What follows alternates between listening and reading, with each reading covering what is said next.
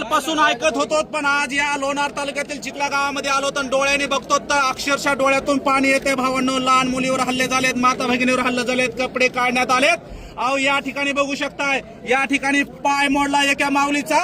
अरे देवेंद्र फडणवीस साहेब, तुम्ही लाडकी बहीण योजना आणली, पण ह्या महाराष्ट्रातील लाडकी बहीण सुरक्षित आहे का? नाही. या ठिकाणी या ताईचा पाय मोडला गेला, पण तुम्ही त्या ठिकाणी आराम करीत होतात. हे तर खरी तर लाजिरवाणी गोष्ट आहे.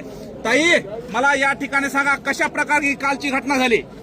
आम्ही शेतात जायला होतो, इथं पब्लिक त्याची पूर्ण जमा होती. माझी बहिणीचा फोन आला मला, म्हणे की आता म्हणे इथं त्याची पब्लिक जमा आहे म्हणे, कारण ते भरपूर दिवस जसं मांडलं तसं ते पब्लिक जमा करते इथं. म्हणते उचलायचं कोणी म्हणतं फेकून द्यायचं, कोणी म्हणतं स्मशानभूमीमध्ये न्यायचा.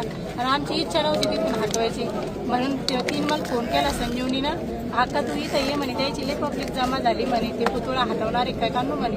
मग मी शेतातून घरी आले, तशी इथंच थांबते, इकडून आले तर आणि इथं थांबले. मग त्याची ती तारामती मुंडे म्हणून बाई आहे, ती पोलीस आली. त्या टायमात मी आले, त्या टायमात पोलीस आले म्हणे की यायच्या बायाची पुटी धरून हाना म्हणे, आणि तुमच्याकडून नाही होत म्हणे. ते पाटील साहेबाला म्हणे तुमच्याकडून नाही होत तर म्हणे आम्हाला द्या म्हणे. आणि मग ती बाई पुढं गेली तिकडं, म्हणून मी तिला आवडवायला गेले. इकडून सगळ्याच होळा आला, तर म्हणजे 200 बाया होत्या इकडून, त्या पूर्ण आला आणि मला ओढत तिकडं नेलं. मग तिकडं नेलं मग संजीवनी ती आली तिकडं, मग तिला पण कपडे गिपडे फाळले, तिला नकोस अशी छेडछाड केली आणि मला ह्या कोपऱ्यात नेऊन मारले. 7-8 जणी माझ्या अंगावर पडलेल्या होत्या, केस उचले आणि पाय त्याच याच्यात माझा पाय फ्रॅक्चर झालेला आहे. खूप वाईट घटना या ठिकाणी घडलेली आहे. या घटनेचा निषेध अखंड महाराष्ट्र करतोय, आणि या ताईला न्याय मिळवून देण्यासाठी आपल्याला भविष्यात रस्त्यावर उतरावं लागणार आहे. हे सगळं घडल्यानंतर तुम्ही काय केल्यानंतर ही घटना घडली? आम्ही त्या टायमात माझी पायाला एवढी तकलीफ झाली नव्हती. मग आमची पोरगी 1.5 वर्षाची माझी भावाची लपून ठेवलं होतं, ती दिसून नव्हती लागली. मग ती रडू लागली माझी भाऊजाई. मग आम्ही त्या पोरीलाच पाहू लागलो, त्या तसेच लंगडत पांगडत ती डबल तिकडे गेलो. त्यावेळेला आम्ही त्या हे म्हणतो पोलीस साहेबाला, पण आम्ही हे म्हणतो की फक्त आमची पोरगी द्या म्हणतो, आम्हाला पोरगी द्या असं आम्ही प्रत्येक वेळेस ओरडत राहिलो. पोलिसांना म्हणले पोरगी द्या आमची वापस. हा त्यावेळेला पोरगी द्यायचं सांगा म्हणे, म्हणलं आम्ही.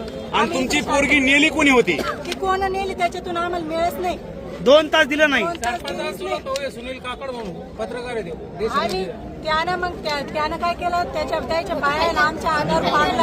आणि मग पोलीस आले, त्याला तिकडे ते 2 पोलीस होते, ते मला ते पोलीस ना आमच्या गजू, सचिन आणि वैभव या पोराला इकडे धरून ठेवलं, आणि हे बाकीच्या आमच्यावर अटक केला. आमच्या कारण आमचे 7-8 जणच होते. ही घटना खरं तर खूप भयानक आहे, पण कुठंतरी ह्या गावामध्ये मराठा समाजाची संख्या कमी आहे. त्या बाया अशी चुटकी वाजून सांगते इथं जमणारच नाही, फेकून देईन म्हणे.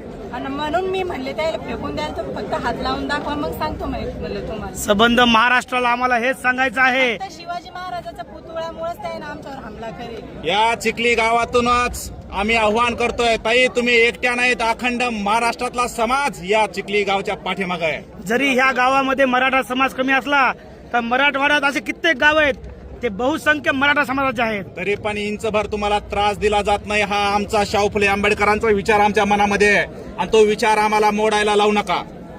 धन्यवाद. जय जिजाऊ, जय शिवराय. खबर भी असर भी सिर्फ एस ब्रेकिंग न्यूज पर। हम वही दिखाते हैं जो हकीकत हो, निर्भय और निडरता के साथ। आज ही चैनल को सब्सक्राइब करें, विज्ञापन देने के लिए संपर्क करें।